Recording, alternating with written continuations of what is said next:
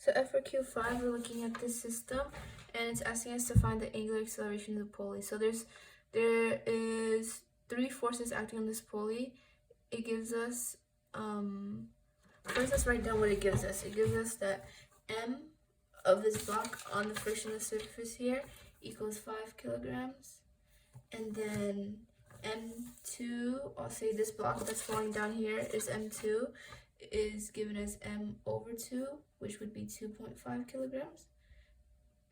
That's the hanging mass. M2 is the hanging mass, and then mass of the pulley is M over 20, which is 0.25 kilograms. And then the radius of the pulley, is given as 10 centimeters, which is 0.1 meters. And there is a frictional torque of 0.16 Newton meter times meter. And then now it asks us to find the angular acceleration. So we're looking at all the forces. There's a force pulling it this way. We'll say that's T2. A force pulling it this way, that's T1. And then there's also a frictional torque, would be this direction also, which is given for us. So we're going to set up some relationships for the forces first. So for looking at the first mass, which is the mass sitting on here, that'll be T1. So looking at that block, we'll see that T1 is the force pulling the block, and the mass of the block times acceleration. So T1 equals M times acceleration. And then another equation or relationship we'll be looking at this hanging block here. This hanging block. So we'll see there's a force of gravity and there's a tension. We'll call this tension 2. So the force of gravity is the mass of the hanging block, which is M2G, and then the tension is in the opposite direction, so minus T2 equals M2A, which is acceleration. So isolating for T2, we have T2 equals M2A. We'll have M2G minus M2A. So yeah, and then now we can move on to the pulley itself. It'll be net torque equals inertia times angular acceleration. So the forces acting on the pulley, we already established, would be the two tension of the strings and the frictional torque. So the tension pulling it down is the leading tension, so that would be T1, and then, T2 is the leading tension, is pulling it down, and then the forces going against that motion would be minus T1 and minus frictional torque. So we're breaking that, and again, that equals inertia of the pulley times the angular acceleration. If we're breaking that down, torque is actually the force times radius. So each of these tensions is multiplied by the radius of the pulley, except for this one because that's already given as a torque. So T2R minus T1R minus torque frictional equals inertia times angular acceleration. If we're breaking down T2, we have this relationship here. T2 equals M2G minus M2A, and that's times R, minus T1 is just MA times R, minus frictional torque equals inertia of the pulley is 1/2 mass of the pulley times R squared, and then angular acceleration can also be broken down into A over R. That's linear acceleration over R. So getting rid of all the R's in this equation, we'll divide every term by R. So divide every term by R. So we'll see this R crosses out, this R crosses out. We have to leave this R with the frictional torque. And then here, this R will cross out one of the R's up here, and this is another R that can get canceled out. So all the R's on this side are canceled out. So rewriting that, we have M2G minus M2A minus MA minus torque friction over R equals 1/2 mass of pulley times linear acceleration of the system. So we're going to combine all the terms here. We'll move all the terms with acceleration to one side. So that'll leave us with this side m2g. On this side, that'll leave us only with m2g minus that torque friction, that friction torque over r equals, when we add both these terms to the other side. So it'll be, we still have 1/2 MPa over here, plus now M2A and MA. And we're isolating for A, so we'll factor it out, which leaves us just with 1/2 MP plus M2 plus M, and A is by itself. And we're dividing both sides by that.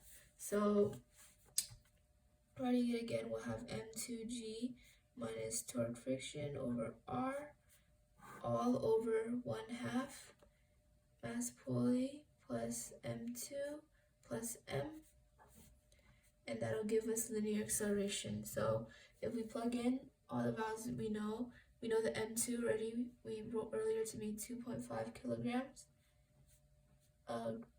Gravity is 9.8 meters per second squared, minus the torque friction the problem gives us is 0.16 newtons per meters, and that's divided by R, which is 0.1 meters.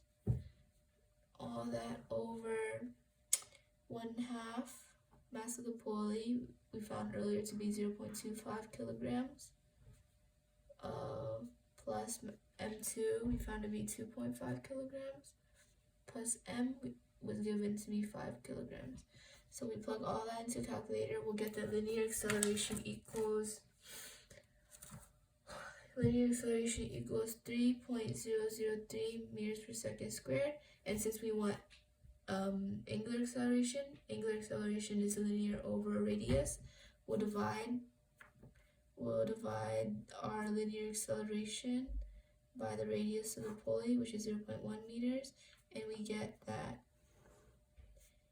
angular acceleration equals 30.03 radians per second squared. That is our angular acceleration. And then for part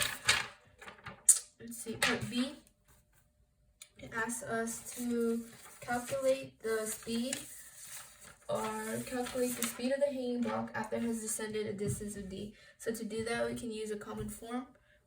Vf squared minus vi squared equals to a change in x, or that's the displacement. And we know that v initial is 0 because the system is initially at rest. We cross it out. So we have Vf squared equals 2a times displacement, square root both of it. We'll get that Vf equals the square root of 2a change or displacement. So Vf equals 2. We already found acceleration just now, linear acceleration, to be 3.003 meters, or 3.003 meters per second squared. Put that in, meters per second squared. And displacement, this part gave us that displacement was a distance of 2 meters. So 2 meters. So Vf equals, plug that into the calculator, we'll get that speed times 3.03 times 2. Speed now equals 3.466 meters per second. And again, speed is just the absolute value of velocity. So speed final is 3.466 meters per second. And that's part B. Moving on to part C. It asks us to calculate the tension connected to the hanging mass. Part C asks us to calculate the tension connected to the hanging mass, and that's where we already found that equation, or that relationship here. This was for the hanging mass, and we found that the tension connected to the hanging mass equals the hanging mass times gravity minus the mass of the hanging mass times acceleration. So writing that again, we have T 2 equals, that was m2g. m2g minus m2a. And if we plug in what we know, m2 is 2.5 kilograms times gravity is 9.8 meters per second squared minus 2.5 kilograms times acceleration linear, we know again is 3.003 meters per second squared. That'll give us that the tension is 2.5 times 9.8 minus 2.5 times 3.003. 16.993 newtons. So that is for part C, and now moving on to part D. It's giving us a new situation. We're looking now at a string, and we want to find expression for the force of gravity of the string. So when we're looking at a string like this, we want to know, like, we have to use the density of the string to determine the weight hanging off the edge. So density equals mass, the density of the rope equals its mass over its length. So if we can use that D to find for any mass of length y, for any mass y, it will equal D times y, because that's the density times the length of the mass hanging over. So D is m over ly. So that is going to be the mass of any of the portion of the rope hanging over the edge. So if we're looking for force of gravity, then we can plug in. So force of gravity for any mass y will equal mass y times gravity, and mass of any length y is ml over y. So the expression for the force of gravity would be force of gravity equals m over l y times g. That is part D. And then part E, it asks us to derive an expression for the work done by gravity. So we know that net work is the integral of the force. In this case, we're trying to see the work done by gravity, so it will be force gravity